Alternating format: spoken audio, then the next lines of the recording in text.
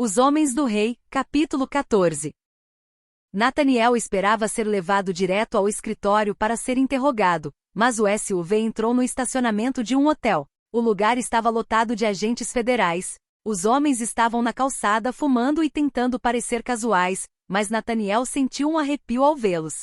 As mulheres que pegavam sol à beira da piscina eram igualmente ofensivas, apesar de tentarem passar despercebidas. Ele não sabia o que pensar da mulher parada próximo à máquina de venda automática, mas estava inclinado a desconfiar de todos. Assim que o carro parou, ele olhou para Browning. O agente apontou um dedo em seu rosto. Você tem 20 minutos ou até que eles expulsem você da vida deles, o que acontecer primeiro. Aí você vem com a gente e vai nos contar tudo o que queremos saber. Estamos entendidos? Eles estão aqui? Não estou vendo o ônibus. Não quero que a imprensa identifique o ônibus e se aglomere aqui, então mandei seu treinador estacionar em outro lugar. Repito, estamos entendidos?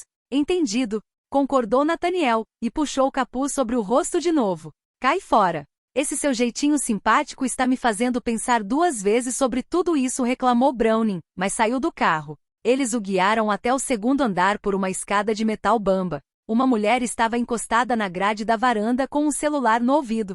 Ela colocou o cabelo sobre o ombro e estalou os dedos no mesmo movimento. Browning guiou Nathaniel até a porta certa e bateu. A porta abriu alguns centímetros, mas ele não conseguia ver nada além de um corpo robusto de terno. O homem de guarda fez uma careta para o rapaz antes de olhar irritado para Browning. Eu não gosto disso. Anotado. Fique de olho nele por alguns instantes, Carty, ordenou Browning. Carty deu um passo para o lado e abriu a porta. Browning passou por ele, batendo palmas enquanto chamava a atenção de todos. Mesmo do lado de fora, falava alto o suficiente para Nathaniel ouvir cada palavra. Ouçam, pessoal. Vocês têm 20 minutos. Vamos manter isso organizado para que seja uma pessoa por vez. Era óbvio que Carty esperava que as raposas acatassem sem discutir, porque abaixou o braço e deixou Nathaniel passar. Deveria ter esperado um pouco mais, pois os companheiros de equipe de Nathaniel começaram a discutir quase no mesmo instante. A voz indignada de Dan foi mais fácil de se distinguir. 20 minutos? Você só pode estar de sacanagem. Porque, ai meu Deus! Ela parou de falar quando Nathaniel entrou na sala. A tensão em sua voz não era raiva ou desgosto, mas um alívio alimentado pelo terror. Ai meu Deus, Neil! Você está bem? Nathaniel abriu a boca, mas não conseguiu falar. No dia anterior, achara que nunca mais veria nenhum deles. Tê-los de volta era um bálsamo para cada uma de suas feridas, mas estava ciente de que estava ali apenas para se despedir. A hora de ir embora acabaria com ele. Sabia que devia explicações e pedidos de desculpas, mas não sabia por onde começar. Tudo o que conseguia fazer era olhar de um rosto atordoado para o outro. Kevin tinha uma expressão vazia e hematomas escuros no pescoço. Nick estava um caco próximo à janela. Alison e Renee estavam sentadas na cama oposta com os dois olhos roxos e algumas dezenas de hematomas. As manchas no braço de Alison haviam sido obviamente deixadas por dedos.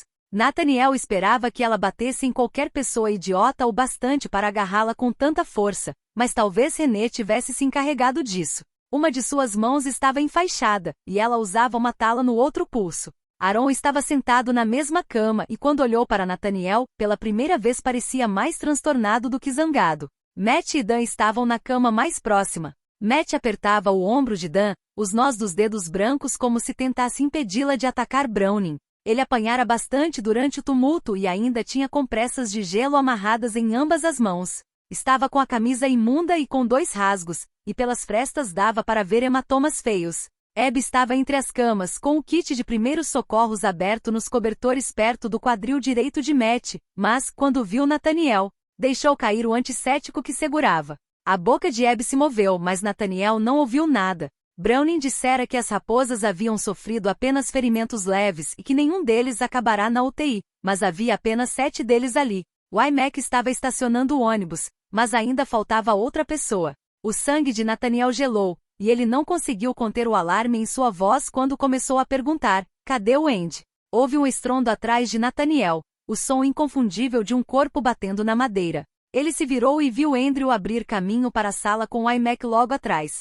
Carty o agarrou, mas perdeu o controle quando o iMac passou por ele com o ombro. Nathaniel teve apenas um segundo para ver as algemas que prendiam Andrew ao iMac, e Browning reagiu à entrada violenta pegando a arma. Nathaniel agarrou o braço de Browning com as duas mãos e puxou o mais forte que pôde.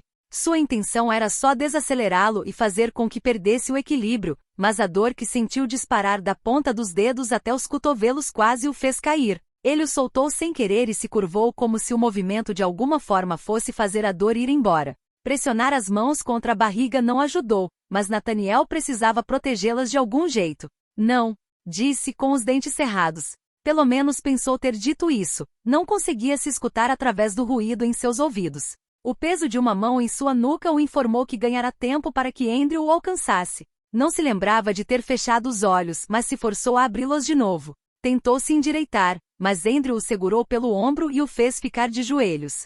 Nathaniel obedeceu sem discutir, embalando as mãos destruídas em seu colo. Sentia tanta dor que esperava ver o sangue encharcar as ataduras, mas a gaze permaneceu branca e limpa. Deixa, disse o iMac. A voz do treinador soava tão furiosa que Nathaniel sabia que não era direcionada para ele ou Andrew. Imaginou que Browning ou Carty se moviam para afastar Andrew antes que ele machucasse Nathaniel ainda mais. Ou os agentes confiaram em seu julgamento ou não conseguiram contornar o iMac para chegar até Andrew, que se ajoelhou na frente de Nathaniel sem ser barrado. Nathaniel virou as mãos para cima e olhou para a frente.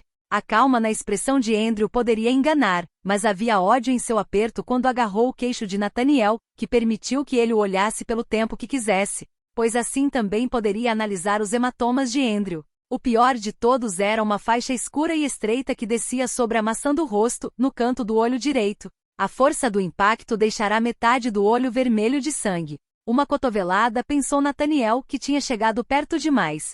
Eles poderiam ter cegado você. Tanto tempo brigando e você nunca aprendeu a desviar? Disse Nathaniel. Sua única resposta foi um olhar duro. Andrew o soltou para tirar o capuz de Nathaniel do rosto dele. Passou um dos dedos ao longo das muitas fitas que mantinham as ataduras no lugar, como se estivesse procurando o melhor lugar para começar. Rasgou a gaze da bochecha direita de Nathaniel primeiro, expondo as linhas listradas deixadas pela faca de Lola. Olhou superficialmente para os pontos antes de prosseguir. Nathaniel sentiu mais dor na outra bochecha quando retirará a fita, pois repuxou a pele ao redor das queimaduras. E Andrew congelou com a mão a poucos centímetros do rosto dele. A expressão de Andrew não mudou, mas havia uma nova tensão em seus ombros que não era um bom presságio para ninguém na sala.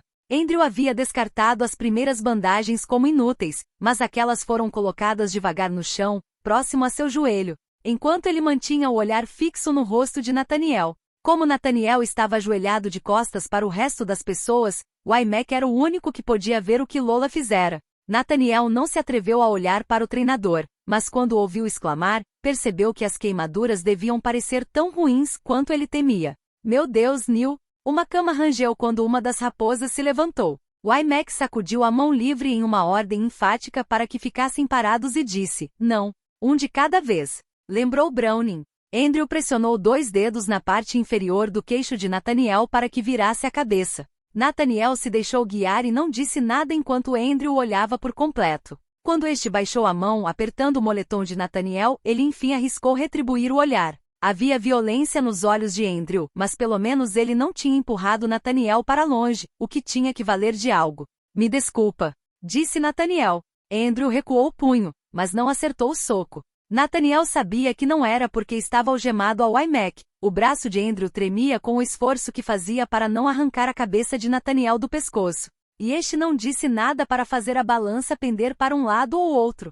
Por fim, Andrew abriu os dedos e deixou a mão pender frouxa na algema. Se disser isso mais uma vez, eu mato você. É a última vez que vou dizer isso para você, cortou Corte, aproximando-se de iMac com uma expressão sombria no rosto. Se você não se comportar. Nathaniel lançou um olhar de advertência para ele e o interrompeu. O que você vai fazer, seu babaca? O aviso também serve para você, Nathaniel. Essa é a sua segunda chance. Se fizer de novo, tudo isso. Browning mexeu o dedo para indicar as raposas. Vai acabar. Lembre-se que você só está aqui porque estamos permitindo. Andrew se mexeu como se fosse se levantar. Nathaniel sabia que ele iria calar a boca de Browning de uma vez por todas. Sabia que não devia tocar em Andrew ainda, mas chegou mais perto que pôde e pairou as mãos enfaixadas ao lado do rosto dele. Andrew poderia empurrá-lo para o lado com facilidade, mas, depois de uma breve pausa, voltou a se acomodar. Nathaniel olhou rápido para ele, grato por ter cedido, e encarou Browning com um olhar frio. Não minta para um mentiroso. Nós dois sabemos que vocês dependem de mim para obter informações. Uma pilha de cadáveres não serve para concluir o caso nem para rastrear o dinheiro. Eu avisei qual seria o preço das respostas que vocês querem e vocês concordaram em pagar. Então tira essa algema do Andrew, tira seus homens do nosso caminho e para de desperdiçar meus 20 minutos com sua postura inútil. O silêncio que se seguiu foi frágil. Browning estava avaliando suas opções, ou pelo menos agia como se estivesse. Nathaniel sabia que isso só poderia terminar de um jeito. Se o FBI havia deixado os Hinchford entrarem no país sem contestar, deviam estar desesperados por alguma solução. Ninguém podia provar ainda que Nathan havia matado Mary Hinchford, mas o ódio que os Hinchford sentiam por Nathan não era um segredo, e a reação que tiveram à sua liberdade condicional fora reservar passagens para cruzar o Atlântico. Não demorou muito para que o FBI percebesse que não iam em missão de paz. Enfim, Browning fez um gesto. Corte. Parecia perturbado ao tirar as chaves do bolso. O IMAX se virou para facilitar as coisas. Andrew não observou a algema ser aberta, mas flexionou os dedos algumas vezes para testar os movimentos e baixou a mão até a coxa. Browning levou Corte com ele para esperarem próximo à porta. Eram nítidos o descontentamento e a desconfiança deles, com Browning lançando um olhar incisivo para o relógio, mas Nathaniel não se importou. Estava satisfeito por finalmente saírem do caminho e voltou sua atenção para Andrew. Então quer dizer que esse seu problema de atitude era pelo menos genuíno, comentou Andrew. Eu ia te contar, disse Nathaniel. Para de mentir para mim. Eu não estou mentindo. Eu teria te contado ontem à noite, mas eles estavam no nosso vestiário. Eles quem? Perguntou Browning. Nathaniel mudou para o alemão no mesmo instante. Tinha certeza de que aquele truque receberá um olhar de reprovação de Browning, mas não desviou o olhar de Andrew para confirmar. Aqueles dois que estavam com a gente não eram seguranças. Foram lá por minha causa e teriam machucado todos vocês para me tirar de lá. Achei que se ficasse de boca fechada vocês estariam a salvo. Nathaniel ainda estava com as mãos levantadas perto do rosto de Andrew, então tocou devagar com o polegar no hematoma do olho dele. Eu não sabia que eles tinham armado aquela confusão. O que foi que eu disse sobre dar uma de mártir? Perguntou Andrew. Você disse que ninguém queria isso, mas não disse que era para eu parar. Estava implícito. Eu sou burro, lembra? Preciso que me expliquem as coisas. Cala a boca. Já estou em 94. Você já chegou no 100. O que aconteceu com seu rosto? Nathaniel engoliu em seco, sufocando a náusea.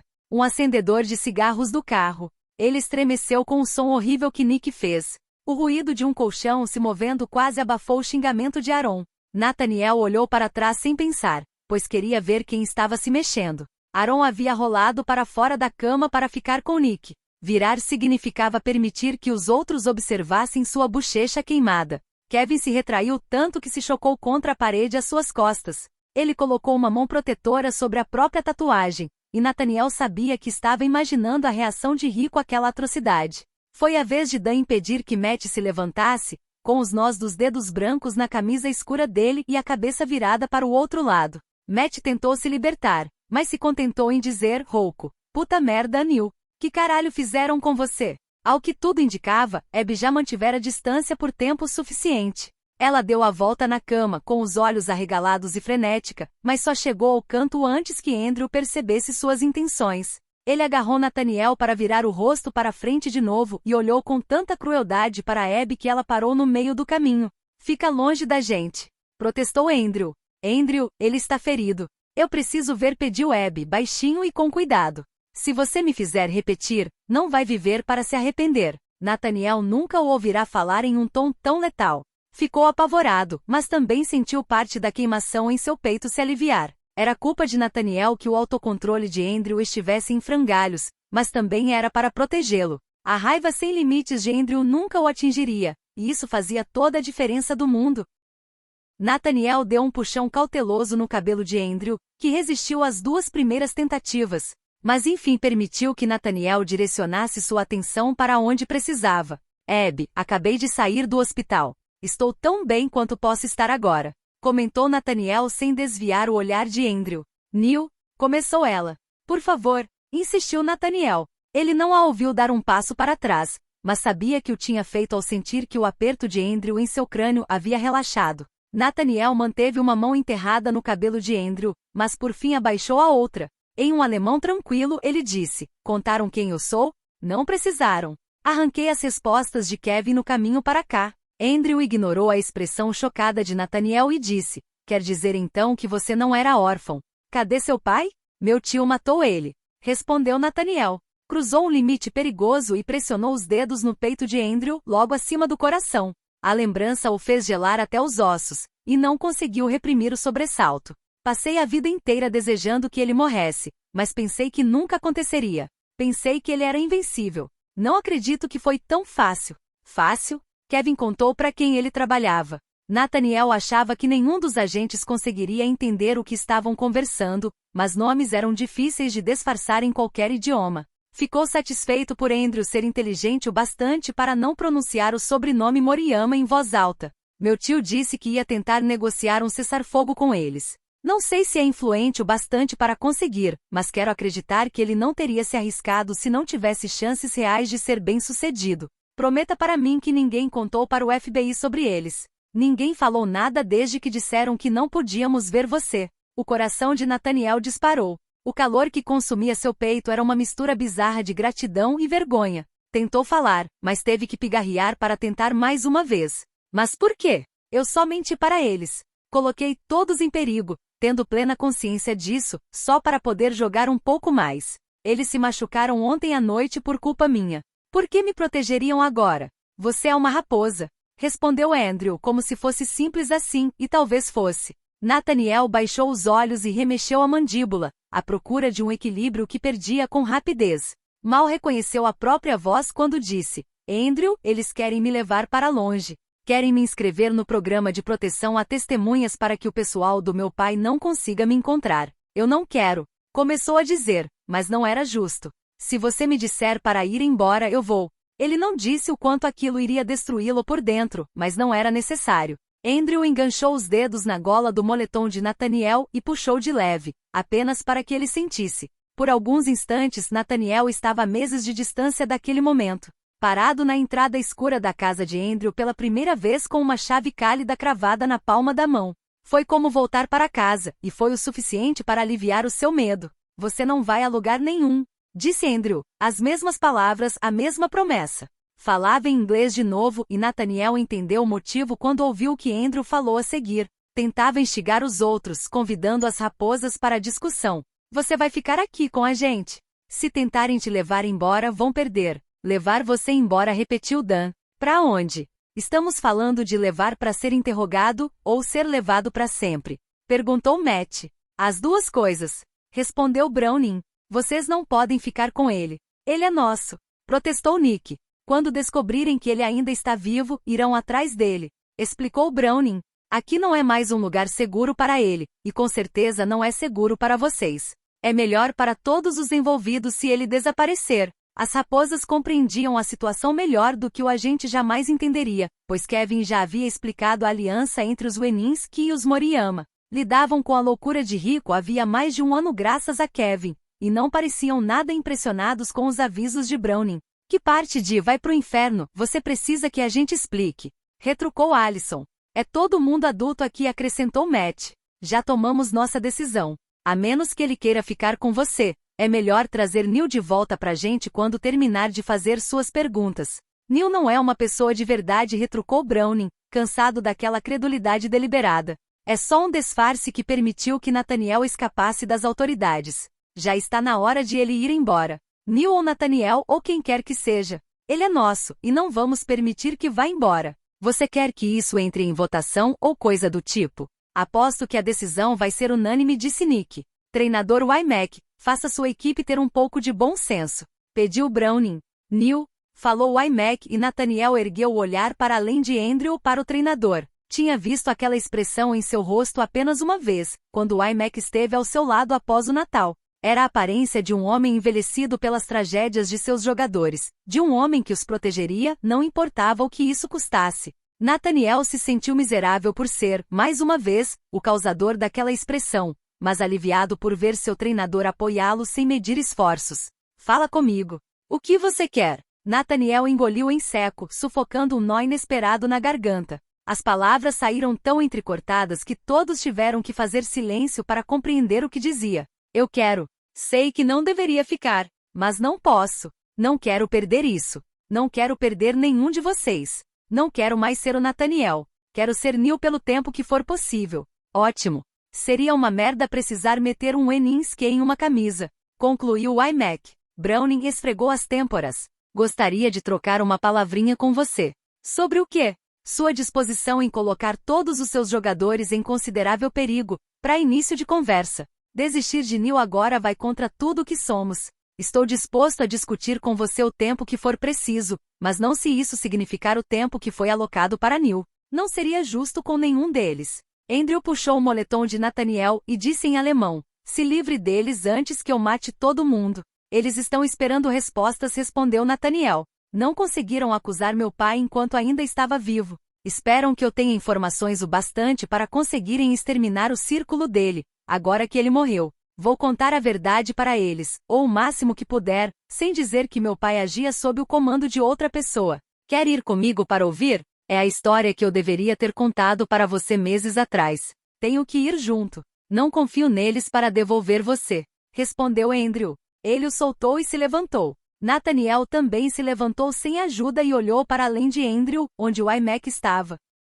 Me desculpa. Eu deveria ter contado, mas não podia, disse em inglês. Não se preocupa com isso agora. 20 minutos não é o suficiente para essa conversa. Podemos falar a respeito no caminho de volta pro campus, certo? Respondeu o iMac. Certo. Eu prometo. Só tenho que falar com eles antes. Então vai. Sugeriu Dan. Quando Nathaniel retribuiu o olhar, ela enfatizou. Mas volta pra gente assim que terminar, ok? Vamos resolver isso juntos como uma equipe. Como uma família. Disse Nick e tentou sorrir. Foi um sorriso discreto, mas encorajador. Aquilo só poderia ser um sonho perverso. O perdão deles ameaçava queimar Nathaniel de dentro para fora, tão reparador quanto condenatório. Ele não merecia tamanha amizade e confiança. Nunca seria capaz de recompensá-los por esse apoio. Poderia tentar pelo resto da vida, independentemente de quão longa fosse agora que Stuart entrará em cena e Nathan saíra, e ainda assim estaria aquém.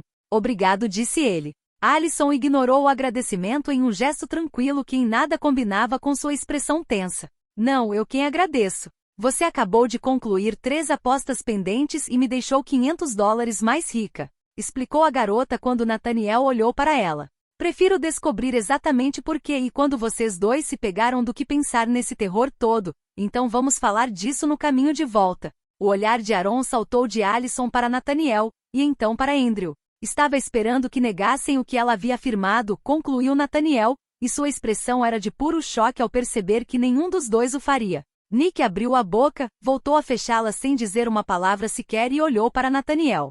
Surpreendentemente, Kevin não esboçou reação alguma. Nathaniel não tinha energia para confirmar nem negar nada naquele instante, então apenas olhou para Andrew e perguntou, preparado? Só esperando você. Ele não foi convidado, protestou Browning. Confia em mim, vai ser melhor para você levar os dois, comentou o iMac. Browning lançou um olhar calculista entre eles e cedeu, impaciente. Vamos então, agora. O iMac saiu do caminho para deixá-los passar, mas quando Nathaniel chegou à porta, o treinador afirmou, vamos esperar você, tá? O tempo que for preciso, Neil. Nathaniel assentiu e saiu para a varanda. Ele e Andrew desceram as escadas atrás de Browning e entraram no banco de trás do SUV. Browning se sentou à frente deles e bateu a porta. Nathaniel observou até o hotel desaparecer pela janela, então olhou para Andrew e perguntou em alemão, posso mesmo voltar a ser o Neil? Eu pedi para o Neil ficar. Então deixa Nathaniel enterrado em Baltimore com o pai dele, respondeu Andrew. Nathaniel olhou pela janela de novo e se perguntou se aquilo era mesmo possível. Ele sabia que, de certa forma, nunca poderia realmente deixar de ser Nathaniel. Mesmo que Stuart desse um jeito na situação com os Moriyama, todos saberiam que o filho de Nathan estava mais vivo do que nunca. Nathaniel sempre representaria um risco de segurança para as raposas. Mas o pensamento era emocionante e arrepiante ao mesmo tempo, e Nathaniel virou a mão para analisar a palma. Traçou a chave de Andrew em sua pele com um dedo enfaixado. Neil Abram Jordan, murmurou Neil, e a sensação era como se acordasse de um pesadelo. Neil sabia que falar com o FBI não seria fácil, mas não esperava que fosse tão cansativo. Passou o resto do sábado e todo o domingo enfiado no escritório deles. O único momento em que Andrew e Neil se separavam um do outro era quando alguém ia verificar os ferimentos de Neil, e os dois nunca eram deixados sozinhos um com o outro. Os agentes levavam comida para que não tivessem que sair do prédio. Os escoltavam para que fossem e voltassem do banheiro e arrumaram camas de lona para que ele e Andrew pudessem dormir ali sob vigilância. Em troca dessa hospitalidade bastante duvidosa, Neil contou tudo. Começaram pela ligação de Lola e passaram pelo tiroteio. Neil forneceu todos os nomes que podia. Quase tão importante quanto quem havia morrido era falar de quem sobrevivera. Romero e Jackson não haviam estado na casa. Depois, falaram sobre a infância de Neil e todas as coisas terríveis que ele viverá. Depois de vasculharem a memória de Neil à procura de tudo que ele sabia sobre o pessoal do pai e golpes que tivera ciência, seguiram para o paradeiro de Neil durante os 7 anos entre Baltimore e Millport. Ele repassou com os agentes todos os pseudonimos que já tivera e todos os lugares em que morara, mas se recusou a revelar os contatos da mãe. Alegou que não sabia de nada por ser jovem demais na época, e após fazerem a mesma pergunta de 20 formas diferentes, os agentes acabaram por desistir. Neil explicou onde o pessoal do pai os encontrou, os lugares em que Nathan aparecerá em pessoa em seu encalço, e finalizou com a morte da mãe. Em determinado momento foi preciso mencionar o Cinti Forte, e a conversa assumiu um tom mais cauteloso. O FBI não podia admitir quaisquer acordos que tivesse feito, e Neil não tinha como provar nada. Portanto, se concentraram nas informações sobre Stuart desde sua juventude. Neil não tinha muito a oferecer, mas o pouco que contou representou a virada de chave no modo como alguns dos agentes o viam. Até aquela altura da conversa, julgavam que ele era apenas o filho de Nathan. Descobrir que optara por uma vida em fuga a viver confortavelmente com outra família do crime fez com que ganhasse pontos com mais de um dos agentes federais. O programa de proteção a testemunhas foi mencionado mais 2 vezes no domingo, mas Neil se recusou. Fornecera todas as informações de que o FBI precisava para construir um caso sólido, e estava disposto a testemunhar se conseguissem levar o pessoal de Nathan a julgamento. Até lá, queria continuar como estava. Se fosse inscrito no programa contra sua vontade, simplesmente tiraria a coleira que os federais tentariam colocar nele e voltaria para Palmetto State. Andrew disse que as raposas nunca deixariam Neil desaparecer em silêncio. Eles fariam confusão e envolveriam a imprensa até os dentes até que alguém o entregasse. Os agentes os acusaram de serem egoístas e imprudentes, mas Neil e Andrew se mantiveram firmes. Neil só soube que haviam vencido a discussão quando Browning colocou alguns formulários na mesa. O primeiro era um pedido oficial de mudança de nome, o segundo e o terceiro eram para o passaporte e a carteira de motorista. E o último era um cartão da Previdência Social reemitido após a data de vencimento do primeiro. Uma foto que Neil reconheceu vagamente estava presa ao segundo documento com um clipe. Era uma foto que o iMac tirara dele no verão anterior, para o arquivo da universidade. Nela, Neil ainda tinha cabelos e olhos castanhos, e a tatuagem de rico ainda não existia. Apesar da foto, o formulário já estava meio preenchido e indicava que a cor natural de seus olhos era azul. Neil imaginou que a foto encolheria tanto que ninguém conseguiria notar a discrepância. Ficou tão distraído com a imagem que levou um momento para entender o significado do que havia recebido. No topo de cada página, lia-se o nome Neil Jordan.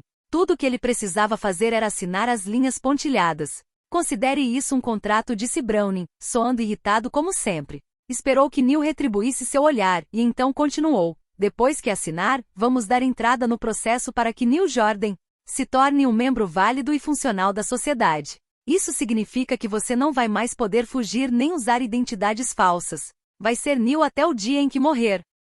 Não tem permissão para mudar de ideia. Se ousar pedir um café usando um outro nome, vai se meter em problemas sérios. Caneta, ordenou Neil estendendo a mão. Quando Browning não se moveu rápido o suficiente, ele disse, eu entendi. Só me dá logo a caneta para que eu possa assinar. Browning jogou o objeto sobre a mesa. Andrew o pegou antes que rolasse e caísse no chão, depois entregou para Neil, que rabiscou seu nome em cada linha pontilhada e devolveu os papéis. Browning os entregou para outra pessoa e analisou a mesa cheia de arquivos. Acabamos por aqui. Se pensarmos em mais alguma coisa, entramos em contato. Não tenho dúvidas. Neil se levantou e se espreguiçou para amenizar as câimbras. A sala de reuniões que ocupavam não tinha janelas, mas o relógio na parede marcava 9h30. Fazia quase 13 horas que estavam ali naquela sala. O dia parecia longo e arrastado, mas saber quantas horas haviam se passado fez com que o cansaço se transformasse em exaustão. Ele esfregou as palmas das mãos com cuidado e reprimiu um bocejo. Stetson vai dar uma carona para vocês, anunciou Browning quando Neil baixou as mãos. Stetson era um homem sem graça que viram ocasionalmente ao longo do dia. Neil não prestara tanta atenção nele quanto em Browning porque Stetson não dirigira a palavra a eles uma única vez. Pelo jeito, o fim do interrogatório não era motivo para quebrar o silêncio. Quando foi buscá-los, o homem se limitou a olhar e os levar até o carro. Neil se sentou no banco de trás com Andrew e brincou com as ataduras em seu rosto. Ao perceber o que Neil estava fazendo, Andrew deu um tapa na parte de trás da cabeça dele e ignorou a cara feia que recebeu em resposta. Stetson os acompanhou escada acima até o quarto do hotel, mas as raposas haviam se espalhado durante a ausência deles. Ter que passar uma noite ali significava que precisavam de camas para todos. Os quartos com 2 camas tamanho queen abrigavam agora apenas Abby e o iMac. O treinador olhou de Neil para Andrew, depois voltou sua atenção para Stetson. Vai me dar uma carona até o ônibus? Perguntou ele, e esperou que o outro concordasse, depois gesticulou para que Andrew e Neil ficassem à vontade. Já volto. Vejam aí se vamos ficar ou se vamos embora. Ele fechou a porta ao sair. Através da madeira, Neil ouviu o som fraco de passos na escada, então trancou a porta e puxou a corrente. Abby estava sentada no meio de uma das camas e estendeu as mãos para Neil quando ele se afastou da porta. Deixa eu dar uma olhada em você. Neil não conseguia rastejar pela cama nem usar as mãos para passar, então tirou os sapatos e subiu na cama. Deu alguns passos instáveis até Abby e se sentou antes que caísse. O colchão se mexeu quando Andrew assumiu seu posto atrás dele. Neil colocou a bolsa de remédios perto de Abby, para que ela pudesse pegar os antibióticos caso fosse necessário. Mas o kit de primeiros socorros extraordinariamente abastecido das raposas estava em sua mesa de cabeceira. Ela se inclinou para pegar tudo de que precisaria e deixar ao lado, depois tirou os curativos do rosto de Neil. Trabalhou em silêncio. Não precisava dizer nada, sua expressão bastava. Quando terminou o rosto, tirou as bandagens do braço direito de Neil. Andrew se aproximou para olhar, já que ainda não tinha visto os braços dele descobertos, mas Neil continuou olhando para Abby. A dor e a indignação pareciam lutar pelo controle da fisionomia dela, mas a enfermeira não disse nada até chegar à mão. Abby engoliu em seco. Meu Deus, Neil! Neil arriscou olhar para o braço. A pele exibia linhas paralelas, escurecidas pelas crostas de sangue, mas não tão profundas a ponto de precisarem de pontos. Lola preenchera o espaço entre elas com queimaduras superficiais, círculos perfeitos que iam do cotovelo até cerca de 2,5 centímetros do pulso. Os rasgos que ele próprio fizera nos pulsos ao tentar se libertar das algemas não haviam cicatrizado, havia sulcos em sua pele, uma linha fina ao longo das cicatrizes provocadas por Rico meses antes. Machucados escuros formavam uma faixa grossa ao redor do pulso, estendendo-se até o polegar. Os nós dos dedos estavam tão queimados que Neil os flexionou para se certificar de que ainda conseguia mexê-los. Por meio segundo, estava de volta aquele carro com a faca de Lola encostada em sua pele, sem nenhum lugar para onde ir a não ser 7 palmos abaixo da terra. Neil não sabia que som emitira, mas sentiu o peso repentino e implacável dos dedos de Andrew em sua nuca. Ele o empurrou para frente, mantendo-o naquela posição. Neil tentou respirar, mas seu peito se apertava como um elástico prestes a se romper. Acabou, disse Abby enquanto passava os dedos com gentileza pelos cabelos dele. Acabou. Você vai ficar bem. Vamos cuidar de você. Neil respirou, mas as inspirações e expirações eram superficiais demais para que o ar chegasse aos pulmões, rápidas demais para que fizessem efeito. Ele flexionou os dedos de novo, então os apertou, consciente de que faria as feridas reabrirem e de que estava repuxando a carne queimada que tentava cicatrizar, mas precisando saber que ainda conseguia apertar. Precisava saber que o pai e Rico tinham perdido, que poderia se recuperar e retornar às quadras como Neil Jordan. Por um momento a obstinação foi o suficiente para que tivesse um momento de lucidez, e Neil se sentiu grato por não ter fôlego para rir. Sabia o quanto soaria apavorado.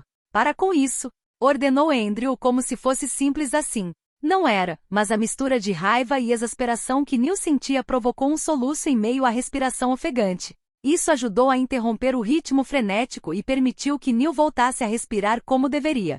Inspirou um pouco mais do que achava que conseguia, depois voltou a repetir o movimento devagar. Ainda sentia o estômago se revirar quando inspirou fundo pela 6ª vez, mas o sofrimento já parecia mais suportável. Sentia-se mais seguro nas mãos deles e não se importava em parecer que estava a 2 segundos de passar extremamente mal. Sentiu o corpo amolecer e permitiu que Andrew o endireitasse.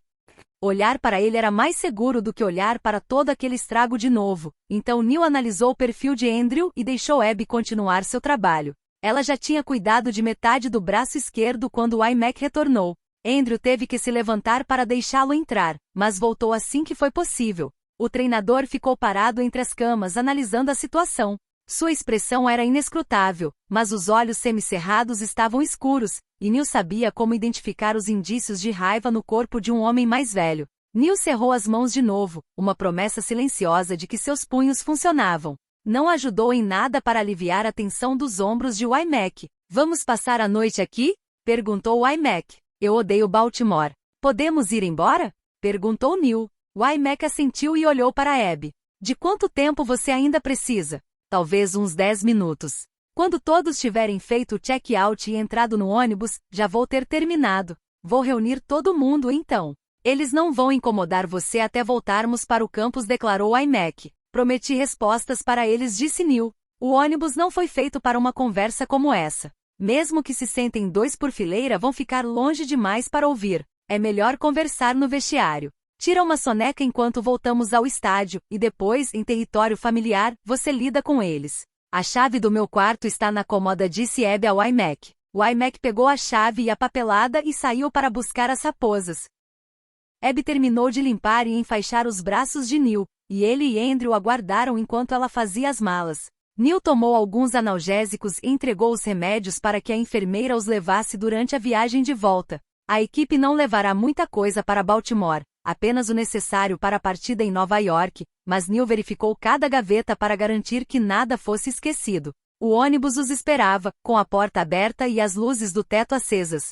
Quando eles se aproximaram, Matt estava colocando a última mala com os equipamentos no porta-malas. Deixei meu equipamento em Nova York, lembrou Neil. Andrew encontrou enquanto procurava você. Sua mochila estava a 4 portões de distância quando a polícia conseguiu apartar a briga. Está tudo meio estragado, mas pelo menos está lá, disse Abby. Matt fechou as portas com força, puxou as maçanetas para garantir que as fechaduras tinham travado e olhou para Neil. Ei, o treinador nos fez prometer deixar você em paz, mas você está bem?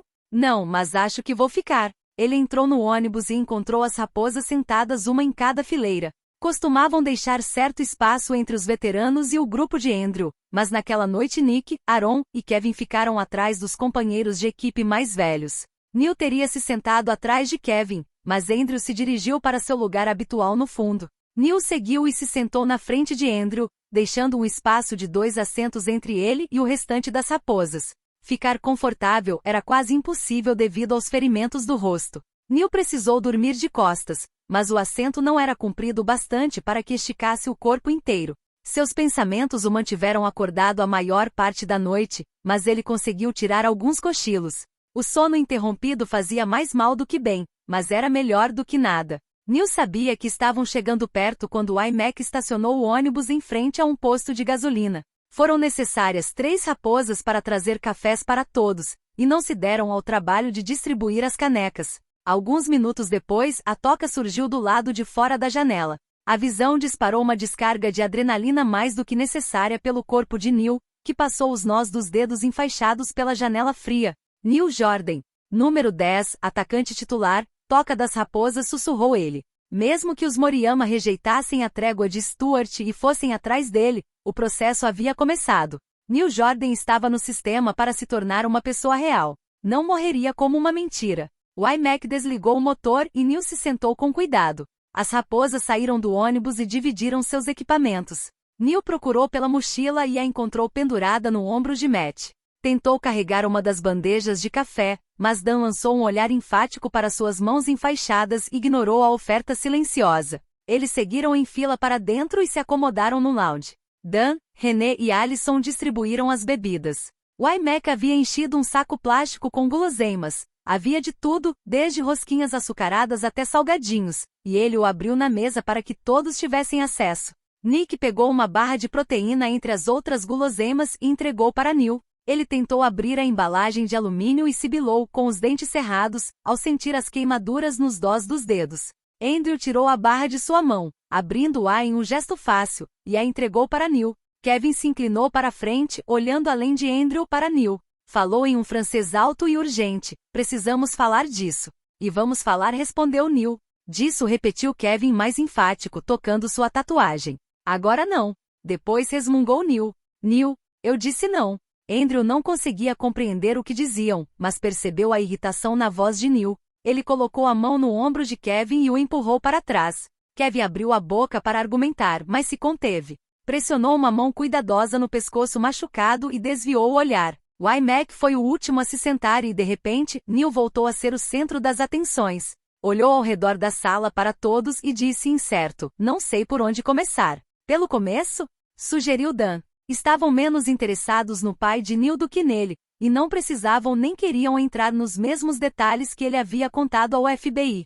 Kevin havia compartilhado um pouco da verdade na viagem de Nova York a Maryland, mas Neil não sabia o que ele dissera. Era provável que estivesse repetindo alguns dos detalhes, mas ninguém o interrompeu. Contou quem eram seus pais, a versão oficial e a verdadeira. Admiti que já havia jogado X na liga infantil durante alguns anos, com outro nome e em uma posição diferente. Mencionou a decisão abrupta da mãe de fugir, os terríveis 8 anos passados em fuga e o confronto que culminou com a morte dela. Contou como tinha ido parar em Newport porque fizeram um teste para entrar no time de X de lá. Explicou por que arriscara tudo para ir para lá, e o que isso significava quando descobriu quem eram os Moriyama e quantas vezes pensara em fugir antes que fosse tarde demais.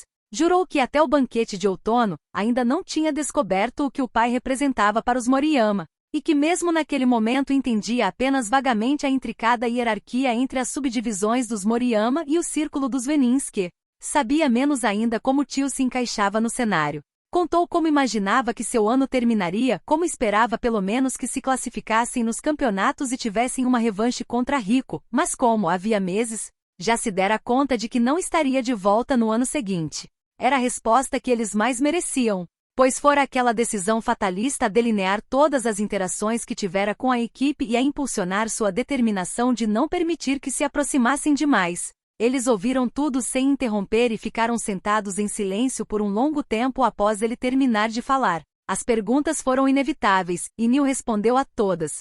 A princípio, as raposas pareceram surpresas com a honestidade, sem se importar com a história que viera antes, e encorajadas pelas respostas que Neil dava na lata. René não disse nada até que a curiosidade de todos os outros tivesse sido temporariamente aplacada, então emitiu um som de desespero e dúvida. Você disse que seu tio está negociando uma trégua com Kengo. E se ele não conseguir? Neil não perdeu tempo para tentar suavizar a resposta. Eles vão se livrar de mim. Você não pode estar falando sério, protestou Matt, alarmado. Sou uma ponta solta, o que já é ruim em circunstâncias normais, mas catastrófico agora que Kengo está prestes a morrer. Os Moriyama não podem permitir vazamentos, principalmente com uma transferência de poder batendo a porta. Quando você vai saber? Perguntou Dan. Tio Stuart disse que entraria em contato comigo quando terminasse de resolver as coisas. Não se preocupe, disse Nick, em uma tentativa frustrada de animar as coisas. Andrew vai te proteger. Kevin olhou horrorizado para ele. Estamos falando dos Moriyama, Nick. Não é só o rico e o mestre. Não é o pai do Neil. Andrew não pode. Eu sei. Cala essa boca, interrompeu Nick, irritado. Eles caíram em um silêncio desconfortável. Mac olhou de um para o outro, então disse, mais uma coisa, se a imprensa ainda não entendeu o que aconteceu, é questão de tempo até que perceba. Brownie me contou o que fizeram para esconder seu nome, mas se alguém o seguiu do hospital até o hotel, vão descobrir. Não importa que o ônibus não estivesse no local, se viram algum de nós nos vestiários, vão chegar até você. Com sua cara desse jeito, ele apontou para o próprio rosto, vão ter todas as respostas de que precisam. O FBI pode solicitar que levem sua segurança em consideração antes de começarem a publicar artigos, mas já que você abriu mão da proteção deles, não sei quanto peso a palavra deles pode ter. Você precisa pensar até onde vai permitir que avancem e quais são os limites que quer que a gente estabeleça. Geralmente é melhor dar as respostas que eles querem, argumentou Allison. Se você satisfizer a curiosidade deles, não vão precisar recorrer a métodos mais agressivos. Além disso, a imprensa age de acordo com a volubilidade do interesse público. Não vão passar muito tempo falando de você. Acabam se distraindo com outro assunto. Pode ser que o público em geral funcione assim, contestou Dan, mas os torcedores de X vão se lembrar, mesmo depois de todo mundo ter mudado de foco. Vão arrastar as outras equipes para isso e permitir que digam o que quiserem sobre você. Vai ser como nosso primeiro ano de novo, só que pior. A não ser que a gente encontre outra informação que eles queiram mais do que saber sobre mim, disse Neil. Tipo o quê? É meio difícil superar uma história como essas, perguntou Matt. Neil se inclinou para a frente e lançou um olhar para Kevin, então respondeu em francês: eles não vão se importar tanto com meu pai quando descobrirem quem é o seu. Você sempre vai ser uma notícia maior do que eu para eles. A boca de Kevin se comprimiu em uma linha de desaprovação. Ainda não é a hora. Faça com que seja. Preciso da sua ajuda, e você deveria ter contado para ele anos atrás, acusou Neil e interpretou como um consentimento relutante quando Kevin não respondeu. Ele se endireitou e voltou a falar em inglês. Vamos dividir a atenção deles entre a gente. Kevin vai anunciar quem é o pai dele. Espera, você sabe quem é? Perguntou Nick a Kevin, chocado. Eu descobri, disse Kevin, em um tom seco. Minha mãe escreveu para o mestre quando descobriu que estava grávida. Peguei a carta na casa dele e a escondi no estádio alguns anos atrás. E eu trouxe a carta de Evermore, afirmou Neil, então deu de ombros ao receber um olhar espantado de Kevin. Jean me mostrou onde estava. Eu a roubei para que você tomasse logo uma atitude. Então quem é? Perguntou Dan. Vou contar para ele antes de contar para qualquer pessoa. Ele merece saber antes, respondeu Kevin. René olhou para Neil e disse: o que você precisa que a gente faça, Neil? Ele não pensou duas vezes. Tudo o que eu precisava, vocês já fizeram. Me deixaram ficar. O sorriso de René foi lento e doce. Dan se levantou e atravessou a sala para dar um abraço cuidadoso em Neil. Ela não segurou como Abby tinha feito uma vez, como se pensasse que ele desmoronaria sem seu apoio. Havia uma ferocidade silenciosa nos dedos que prendiam seus braços. Dava até para sentir a tensão no corpo dela, nas partes que tocavam o dele. Não era um confronto, era algo protetor e desafiador. Ela o reivindicava como parte do time. De alguma forma, aquilo aliviou o estresse que Neil ainda sentia após aquele dia. A sensação de paz, tão necessária, fez Neil perceber o quanto estava exausto, e ele mal conseguiu suprimir o bocejo. Quando Neil enfim relaxou, Dan o soltou e deu um passo para trás. Vamos! O dia foi longo e já quero que termine. Vamos dormir e amanhã de manhã pensamos no que fazer. Podemos ir tomar café todos juntos ou algo assim. Certo! Certo, concordou Neil e as raposas se levantaram. Abby entregou os remédios para ele. Amanhã volto para verificar como você está, mas tome cuidado ao tomar banho, tá? Coloque um saco nos braços se puder. Se cair sabão nessas queimaduras vai arder. Neil assentiu, olhou para o iMac uma última vez e seguiu os colegas de equipe para fora do estádio. Os carros ainda estavam no estacionamento, onde haviam sido deixados alguns dias antes. Andrew destrancou o veículo e Nick abriu a porta do carona para Neil, que subiu e não se deu ao trabalho de colocar o cinto. Assim que seus membros estavam fora do caminho, Nick bateu a porta e deu a volta. Os veteranos se amontoaram na caminhonete de Matt e Matt seguiu Andrew. Era o meio da noite, mas em geral algo deveria estar acontecendo pelo campus. Naquele dia não havia movimento, e Neil levou alguns instantes para se lembrar de que era o recesso de primavera. Quando percebeu, sentiu-se culpado. Os outros tinham planos de viajar no domingo de manhã. Haviam perdido seus voos para ficar em Baltimore com ele. Quando chegaram à Torre das Raposas, ele perguntou para Dan a respeito disso, mas ela sinalizou que não era nada de importante. Ninguém combinou, mas todos acabaram indo parar no quarto de Neil e Matt. Matt e Aaron tiraram o sofá do caminho, e as meninas apareceram um minuto depois com cobertores. A sala de estar não fora projetada para acomodar 9 pessoas, mas eles deram um jeito de transformá-la em um ninho. Raposas iam e vinham enquanto pegavam travesseiros e vestiam pijamas. Por um momento Neil e Matt ficaram sozinhos. Matt deu um aperto cuidadoso no ombro de Neil. As coisas poderiam ter sido muito piores, afirmou Matt, triste. Fico feliz que não tenha sido assim. Se quiser alguma coisa, se precisar de alguma coisa, avisa a gente. Tá? Tudo bem, respondeu Neil. Estou falando sério, reforçou Matt. Eu sei. Não vou mais mentir para você, Matt. Eu prometo. Matt suspirou, mas parecia mais cansado do que cético. Queria que não tivesse tido que acontecer tudo isso para escutar essa frase, mas entendo. Muitas coisas sobre você fazem sentido agora, na verdade. Com uma grande exceção, acrescentou Matt seco, mas vou deixar Alison lidar com essa parte. Ela vai me matar se eu roubar a vez. Ótimo, disse Neil. Matt sorriu ao perceber sua falta de entusiasmo. Neil pensou que talvez fosse melhor não saber, mas perguntou, isso significa que você apostou contra? Apostei a seu favor e contra ele, respondeu Matt, e deu de ombros ao ver o olhar surpreso de Neil. Sou seu colega de quarto. Você nunca falou sobre garotas mesmo quando Seth e eu falávamos. Notei isso, mas imaginei que se quisesse, ia compartilhar com a gente. Só pra você saber, isso não faz diferença nenhuma pra mim, a não ser pelo fato de que alguns dias atrás eu teria julgado seriamente o seu gosto. Neil presumiu que os traços protetores de Andrew em Baltimore estavam relacionados à mudança de opinião de Matt. Ele esganou mesmo Kevin? Foi preciso 3 pessoas para arrancá-lo dele, disse Matt. Neil não sabia o que dizer. Matt esperou 1 minuto, então deu um tapinha no ombro do amigo e foi se trocar. Neil pensou em se despir, mas decidiu que isso exigiria muito esforço, então se sentou nos cobertores para esperar as outras raposas. Acabou no meio da sala com Andrew de um lado e Matt do outro. Seus pensamentos deveriam tê-lo mantido acordado a noite toda, mas com os amigos tão próximos, Neil não se preocupava com nada. Observou o rosto de Andrew até não conseguir mais manter os olhos abertos.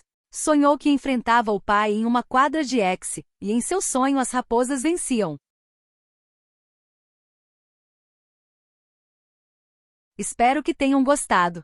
Nos sigam no Instagram, @bl_audio_books, peçam seus livros pelos comentários, deem like e se inscrevam para ficar por dentro das atualizações do canal. Até o próximo capítulo!